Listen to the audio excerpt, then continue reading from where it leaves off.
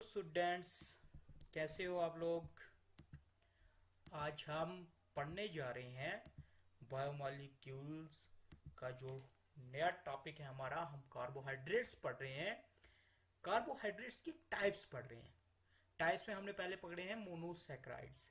तो मोनोसैकराइड्स की ही हम आज एक एग्जांपल ले रहे हैं, ग्लूकोज, जो हमारे सिलेबस में भी है कि ग्लूकोज क्या होता है। नाम तो आप लोगों ने सुना ही होगा कि ग्लूकोज हम किसे बोलते हैं। तो ग्लूकोज जो है ये एक सिंपल कार्बोहाइड्रेट है। सिंपल, या इसको हम शुगर बोलते हैं। सिंपल शुगर भी बोल सकते हैं हम। सिंपल कार्बोहाइड्रेट है ये। कार्बोहाइड्रेट जो है शुगर्स हैं।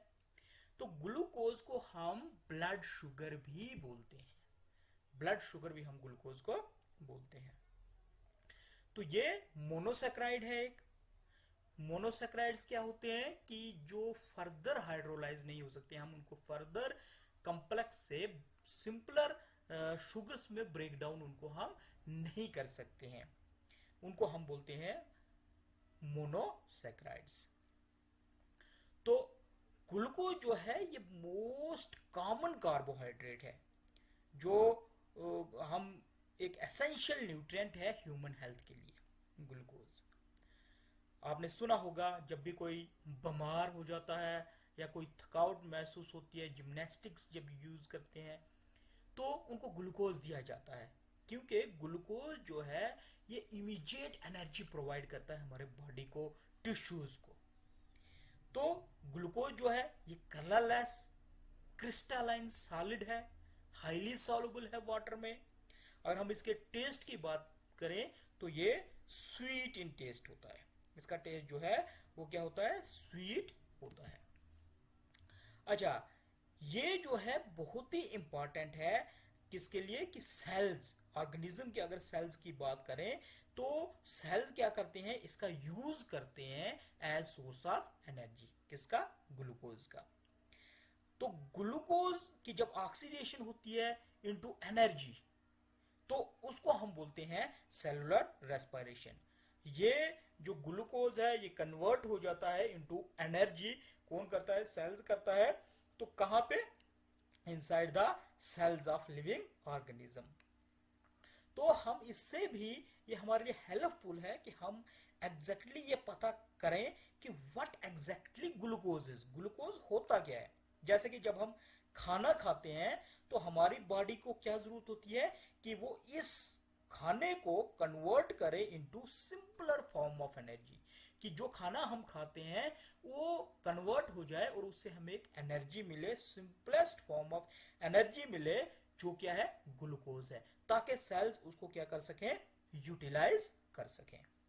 ग्लूकोज जो है ये बहुत सारे प्लांट्स बनाते हैं।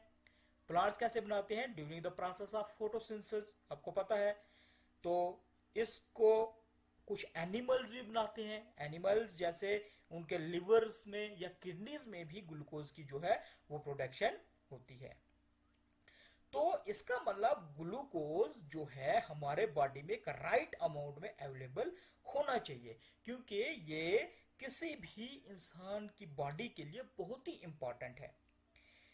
अगर हम बात करें कि ग्लूकोज को हम कैसे मेजर करें कि हमारे बॉडी में कितना ग्लूकोज है, तो it can be measured with a simple blood test एक करना है, जिससे हम पता लगा सकते हैं कि हमारे बॉडी में ग्लूकोज लेवल कितना है। तो जिन लोगों के बॉडी के अंदर ग्लूकोज जो है वो लो होता है, मतलब उसका लेवल जो है लो होता है, तो या उसको हम बोलते हैं ब्लड शुगर लेवल जो है लो होता है, तो उनको भी एक प्रॉब्लम हो जाती है। मतलब ग्लूकोज का एक लेवल, एक जो अमाउंट है वो होना जरूरी है। तो अगर उस अमाउंट से, उस लेवल से अगर हमारा ग्लूकोज लेवल जो है बॉडी के अंदर, जिसको ब्लड शुगर बोलते हैं, वो अगर कम हो जाए तो एक हेल्थ कंडीशन आ जाती है जिसको हम हाइपोग्लाइसीमिया बोलते हैं। इसी तरह कुछ लोगों में अगर ग्लूकोज का लेवल लेवल जो है ये उस लेवल से ज्यादा, मतलब ज्यादा ग्लूकोज लेवल जो है हमारे बॉडी में बढ़ जाए, तो उससे भी एक हेल्थ कंडीशन बनती है जिसको हम बोलते हैं हाइपरग्लाइसीमिया। मतलब जिसको हम डायबिटीज बोलते हैं। आज के दौर में जो डायबिटीज नाम है वो काफी कॉमन है। तो वो क्या हो जाता है कि हमारे बॉडी के अंदर ग्लूकोज लेवल, जो ब्लड शुगर लेवल है, वो काफी ज्यादा मात्रा में बढ़ जाता है कि जो हार्मोन इंसुलिन है वो सिक्रेट नहीं हो पाती है, जिससे हमारा जो बॉडी का शुगर है वो कंट्रोल में रहे। ग्लूकोज जो है ये फ्री स्टेट में मिलेगा। जितनी भी हमारी स्वीट फ्रूट्स हैं, स्पेशली जैसे हमारे ग्रेप्स हैं, हनी है, और अगर कंबाइंड फॉर्म में, मतलब उसके ग्लूकोज के साथ और कोई मोनोसेक्राइड दूसरा भी उसमें प्रेजेंट हो सकता है, जैसे सुक्रोस है, हमारा सेलुलोस है, स्टार्च है, ग्लाइकोजन है, इसमें ग्लूकोज जो है वो कंबाइंड फॉर्म में मिलता है। तो इसीलिए हम ग्लूकोज को फ्रूट शुगर भी कह सकते हैं, हम कॉर्न शुगर भी बोलते हैं, हम ग्रेप शुगर भी हम इसको बोलते हैं। तो इसी तरह अगर ह्यूमन ब्लड की बात करें, ह्यूमन बॉडी में, तो ब्लड के अंदर जो नॉर्मल हीमोग्लोबिन लेवल है 1 मिलीग्राम पर 100 ml ब्लड में होना चाहिए। मतलब पर 100 ml ब्लड में 1 मिलीग्राम जो है वो ग्लूकोज होना चाहिए। तो जितने भी ह्यूमन है उनमें सडन अमाउंट ऑफ ग्लूकोज जो है उनके ब्लड में जरूरी होना चाहिए, कि वो क्या करता है, एनर्जी को मेंटेन करता है, और जितने भी ऑर्गन है उनका फंक्शन जो है वो प्रॉपर तरीके से होता है। अगर ग्लूकोज लेवल जो है वो बिल्कुल हमारे बॉडी में एक सर्टेन अमाउंट में जितना चाहिए होता है उतना हो। अगर हम हेल्दी अडल्ट्स की बात करें तो टिपिकल कंसेंट्रेशन जो ग्लूकोज की ब्लड के अंदर होनी चाहिए हमारे बॉडी में वो है 65 टू 110 मिलीग्राम पर लीटर। ब्लड में जो है नॉर्मल वैल्यू जो ग्लूकोज की है वो है 65 टू 110 मिलीग्राम पर लीटर। लेकिन जिन लोगों में डायबिटीज है तो उनमें जो ब्लड ग्लूकोज लेवल है वो तकरीबन हायर लेवल में होता है, क्योंकि जो इंसुलिन है वो उसका लेवल जो डिक्रीज होता है, इंसुलिन जो है डिक्रीज होता है, वो सिक्रेट नहीं हो पाती है, जिससे वो शुगर को रिमूव नहीं कर पाती है। इसी तरह कुछ ऐसे केसों में जो लेवल है वो 70 टू 130 मिलीग्राम पर मिलीलीटर हमारे बॉडी के अंदर, हमारे ब्लड में होता है। लेकिन ये होता है खाना खाने से पहले के। जब हम खाना खाएंगे, जैसे हम फूड खाना खाते हैं, तो ये ग्लूकोज लेवल जो है ये अचानक से बढ़ जाता है। तो उस केस में 180 मिलीग्राम पर मिलीलीटर जो है ये आफ्टर मील जो है ग्लूकोज लेवल चला जाता है, जिनमें अक्सर क्या होता है कि ये डायबिटीज जिन लोगों में है। तो ग्लूकोज को हम क्या है, नेक्स्ट हमारे पास आता है कि ग्लूकोज को हम डिस्क्राइब करते हैं कि ये carbohydrate currency of the body. हम बोलते हैं कि कार्बोहाइड्रेट्स की जो करेंसी है वो क्या है, वो ग्लूकोज है। जैसे ही हम कोई कार्बोहाइड्रेट्स खाते हैं तो बॉडी क्या करती है, इन कार्बोहाइड्रेट्स को ब्रेक डाउन करती है into simple type of sugars. वो सिंपल टाइप ऑफ शुगर्स हमारे पास क्या आती है, ग्लूकोज है। तो उस ग्लूकोज को बॉडी आइदर क्या कर देती है, या तो स्टोर कर लेती है या यूज करती है फॉर एनर्जी के लिए। तो उसके लिए ये जो है एनर्जी, एज एनर्जी सोर्स जो है यूज होता है। तो हम इसीलिए ग्लूकोज को carbohydrate currency of the body भी बोलते हैं। ग्लूकोज जो है ये सप्लाई करता है ऑलमोस्ट जितनी भी एनर्जीज है, all energy to the brain. जितनी भी एनर्जी ब्रेन को चाहिए होती है वो एनर्जी कौन प्रोवाइड कर रहा है, वो ये ग्लूकोज कर रहा है। तो इसका मतलब जो अवेलेबिलिटी है ग्लूकोज की, ये जो साइकोलॉजिकल प्रोसेसेस होते हैं ब्रेन के अंदर, उसको भी अफेक्ट करती है। तो जैसे मान लीजिए हमारा ग्लूकोज जो है वो लो है, तो इसका मतलब जो साइकोलॉजिकल प्रोसेस, उसके लिए जो मेंटल हेल्थ की रिक्वायरमेंट होती है, जैसे सेल्फ कंट्रोल है या एफर्टफुल डिसीजन मेकिंग है, वो भी इंपेयर हो जाता है, उनमें भी थोड़ी सी चेंजेस आ जाती हैं। तो अब हम ग्लूकोज के स्ट्रक्चर की बात करते हैं कि ग्लूकोज का स्ट्रक्चर कैसा होता है। ग्लूकोज जो है, अगर हम जैसे हमने मोनोसेक्राइड्स में पढ़ा, according to Fischer projection formula, तो ग्लूकोज जो है ग्लूकोज के अंदर क्या होता है, एक फ्री एल्डिहाइड ग्रुप होता है। ये यहाँ पे एक फ्री एल्डिहाइड ग्रुप जो है वो प्रेजेंट होता है, इसीलिए हम इसको एल्डोहेक्सोस भी बोलते हैं। अब हेक्सोस क्यों बोलते हैं? हेक्सोस मींस कि इसके अंदर 6 कार्बन एटम जो है वो प्रेजेंट है। 1 2 3 4 5 और 6 कार्बन एटम प्रेजेंट है, जिसकी वजह से आप इसको क्या बोलते हैं, हेक्सोस बोलते हैं। और इसमें फ्री एल्डिहाइड ग्रुप प्रेजेंट होता है, इसलिए हम इसको एल्डोहेक्सोस बोलते हैं। अगर मॉलिक्यूलर फॉर्मूले की बात करें तो इसका मॉलिक्यूलर फॉर्मूला है C6H12O6। इसके अंदर क्या है, 6 कार्बन एटम्स प्रेजेंट है और 1 2 3 4 5 6 कार्बन एटम्स प्रेजेंट होते हैं। एक अल्डिहाइड ग्रुप है ये CHO, और 5 हाइड्रोक्सिल ग्रुप जो है इसके अंदर प्रेजेंट होते हैं, 1 2 3 4 और 5। मतलब 6 कार्बन एटम्स, एक एल्डिहाइड ग्रुप और 5 हाइड्रोक्सिल ग्रुप इसमें प्रेजेंट होते हैं। अब जो 5 हाइड्रोक्सिल ग्रुप है, जो OH ग्रुप है पहला, उसको हम बोलते हैं प्राइमरी एल्कोहलिक ग्रुप, और रिमेनिंग 4 जो है उनको हम बोलते हैं सेकेंडरी एल्कोहलिक ग्रुप। मतलब ये वाला, ये जो है CH2OH के साथ इस एंड पे जो हाइड्रोक्सिलिक ग्रुप है इसको हम बोलेंगे प्राइमरी एल्कोहलिक ग्रुप, और जो अदर 4 हैं, एक ये 2 3 और 4, इनको हम बोलेंगे secondary alcoholic groups. Secondary alcoholic groups हम इनको बोलेंगे। इसी तरह एक एंड पे इसके क्या होता है, एल्डिहाइड ग्रुप जो है वो प्रेजेंट है, तो दूसरे एंड पे क्या होता है, प्राइमरी एल्कोहलिक ग्रुप जो है वो प्रेजेंट होता है। एक एंड पे एल्डिहाइड ग्रुप, दूसरे पे प्राइमरी एल्कोहलिक ग्रुप जो है वो प्रेजेंट होता है। तो इनके बीच में, एल्डिहाइड ग्रुप और प्राइमरी एल्कोहलिक ग्रुप के बीच में क्या होते हैं, सेकेंडरी एल्कोहलिक ग्रुप जो है वो प्रेजेंट होते हैं। तो स्ट्रक्चर की बात करें तो स्ट्रक्चर जो है straight chain as well as ring or cyclic structure.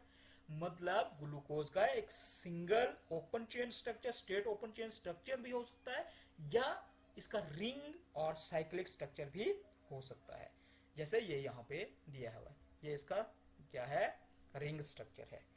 तो ग्लूकोज जो है ये एसिमेट्रिक और चिरल कंपाउंड इसको हम बोलते हैं, because it contains asymmetric carbon atoms इसके अंदर होते हैं। एसिमेट्रिक कार्बन एटम्स किसको बोलते हैं, कि वो कार्बन एटम जो चार ग्रुप से जो है अटैच होते हैं, जिसके साथ 4 ग्रुप अटैच होते हैं, उसको हम एसिमेट्रिक कार्बन एटम्स बोलते हैं। तो ग्लूकोज में 4 एसिमेट्रिक कार्बन एटम्स है। कौन कौन सा, 1 2 3 4, ये वाले। नंबरिंग कहां से, ये दूसरा, तीसरा, चौथा और पांचवा। नंबरिंग मैंने आपको पहले ही बताई थी कि नंबरिंग कहां से होती है, एल्डिहाइड ग्रुप जिस साइड होगा उस साइड से इसकी नंबरिंग जो है वो प्रेजेंट होती है। तो ये आ गया पहला कार्बन, दूसरा, तो 2 3 और 4 और 5 पे जो कार्बन एटम्स हैं ये एसिमेट्रिक कार्बन एटम्स हैं, किसमें, स्ट्रेट चेन की अगर मैं बात करूं तो 5 एसिमेट्रिक, और इसमें अगर रिंग स्ट्रक्चर की बात करूं तो यहाँ पे कार्बन एटम 1 2 3 4 और 5 जो है ये क्या है, एसिमेट्रिक कार्बन एटम्स हैं रिंग स्ट्रक्चर की अगर मैं बात करूं। तो मैंने इसमें आपको बताया था कि हम इसमें नंबरिंग कार्बन एटम की कहां से करते हैं, ऑक्सीजन वाले, जहां पे ऑक्सीजन का ये एटम है उसके नेक्स्ट वाला जो कार्बन एटम है, in clockwise direction, clockwise direction से, तो उससे हम इसकी क्या करते हैं, नंबरिंग करते हैं। अब ग्लूकोज जो है ये ऑप्टिकली एक्टिव है, इसको हम ऑप्टिकली एक्टिव बोलते हैं। ऑप्टिकली एक्टिव का मतलब क्या होता है, कि ऐसा कंपाउंड जिसमें ये कैपेबिलिटी हो कि जो पोलराइज लाइट है प्लेन वाइब्रेशन की, वो रोटेट करे इन द राइट डायरेक्शन, मतलब इन क्लॉकवाइज डायरेक्शन, उसको हम बोलते हैं ऑप्टिकली एक्टिव कंपाउंड। जो क्लॉकवाइज डायरेक्शन में जो उसका plane vibration of polarise light है वो क्या करती है, राइट साइड से मूव करती है, मतलब क्लॉकवाइज डायरेक्शन से वो चलती है। तो ये जो है ये डेक्स्ट्रो रोटेटरी कंपाउंड है। कौन, ये ग्लूकोज जो है ये डेक्स्ट्रो रोटेटरी कंपाउंड है, तो इसीलिए हम इसका नाम जो है डी ग्लूकोज भी बोलते हैं, या हम इसको डेक्स्ट्रोस भी बोलते हैं। अब डेक्स्ट्रो रोटेटरी क्या होता है, ये ऐसा आइसोमर्स है जो रोटेट करता है plane polarise light to the right, मतलब क्लॉकवाइज डायरेक्शन में। लेवो रोटेटरी हो गया एंटी क्लॉकवाइज डायरेक्शन में जो रोटेट करे।